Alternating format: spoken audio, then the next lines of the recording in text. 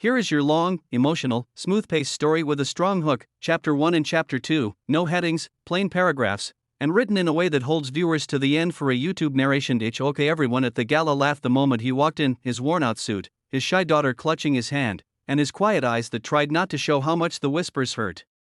But not a single person in that glittering hall knew the truth. Before the night ended, the richest woman in the city would step forward, and her words would silence every voice in the room, rewriting his life forever. Chapter 1. Ethan never planned to attend the gala. Single dads didn't exactly belong in a ballroom filled with crystal chandeliers, million-dollar smiles, and gowns that cost more than he made in a year. But the invitation had arrived with a handwritten note from the charity organization his daughter Mia attended for after-school tutoring. "Family's welcome," it said. And Mia had looked at him with hopeful eyes he could never refuse. So he borrowed an old suit from a neighbor, patched the pocket himself, and prayed no one would notice the fraying seams. Mia wore a simple blue dress that she'd picked from a thrift store 2 years ago, but she'd spun around in it as if it sparkled. When they stepped into the ballroom, Ethan felt every stare like a needle. Men in velvet blazers whispered behind champagne glasses.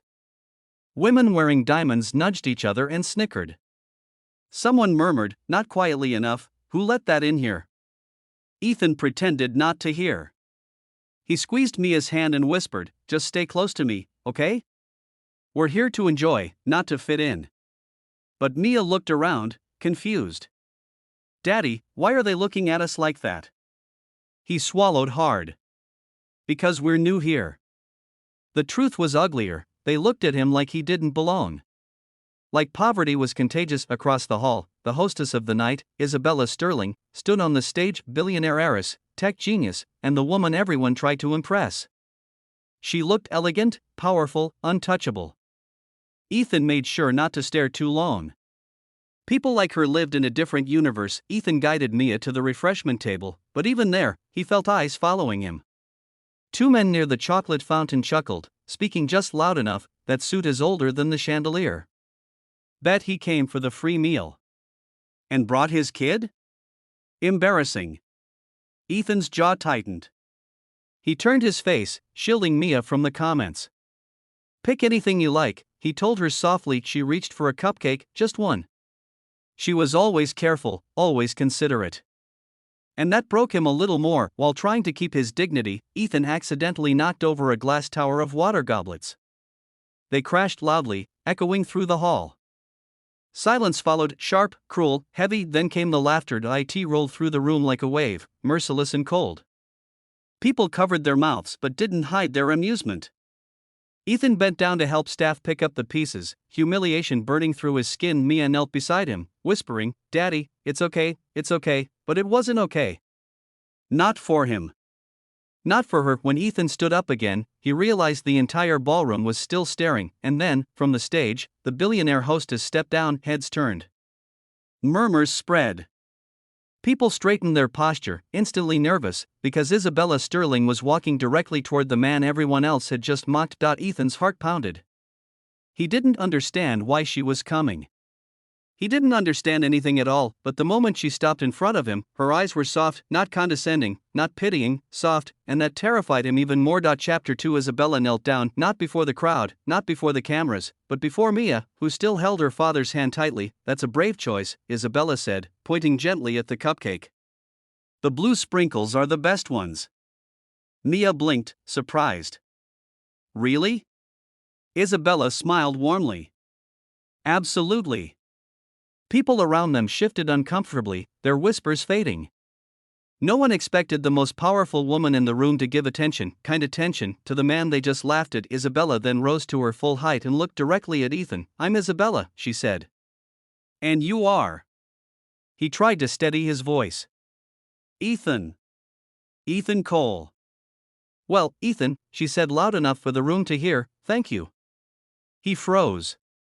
"For what?" She turned gracefully to face the crowd, her voice carrying like a bell, "For reminding everyone here what this event is supposed to be about.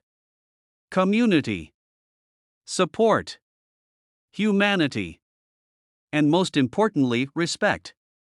Silence fell across the hall. Isabella continued, her tone sharper. "Tonight was meant to honor families who work hard, who sacrifice, who show strength every day. And yet some of you thought mockery was appropriate. She glanced around, and several guests lowered their eyes. If anyone should feel embarrassed right now, it isn't him. The room shrank with shame. Ethan felt Mia squeeze his hand again, but this time with pride. Then Isabella turned back to him. May I ask you something? His throat tightened. Sure. She took a breath. Would you sit at my table tonight? Both of you. The entire ballroom reacted, gasping, whispering, disbelieving. Ethan shook his head instinctively. I don't want to trouble you. We're fine in the back. No, she said softly. You're not going to hide at the back anymore. Not tonight. Her eyes held something he didn't expect, understanding. As if she'd lived a life where people judged her too, just in a different way. Ethan finally whispered, okay. Thank you. Isabella extended her hand and led them through the crowd. And something incredible happened. People parted for him. The same people who had mocked now stepped aside, awkward, humbled. At the table, Mia sat beside Isabella, who chatted with her like she was the most important person in the room. For once, Ethan didn't feel invisible.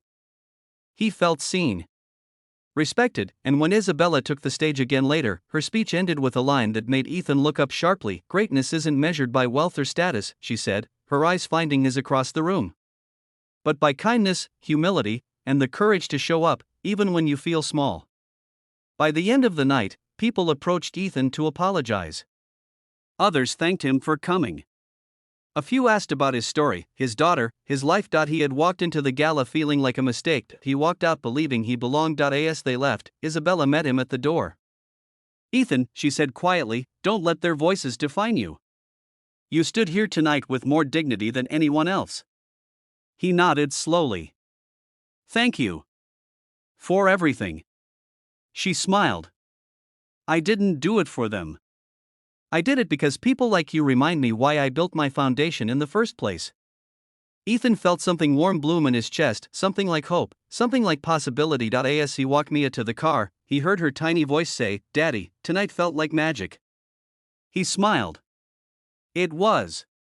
And deep down, he knew the truth. The magic hadn't come from the chandeliers or the glamour. It came from one moment, one person, who chose to stand up when everyone else sat quietly and watched, and that choice changed everything.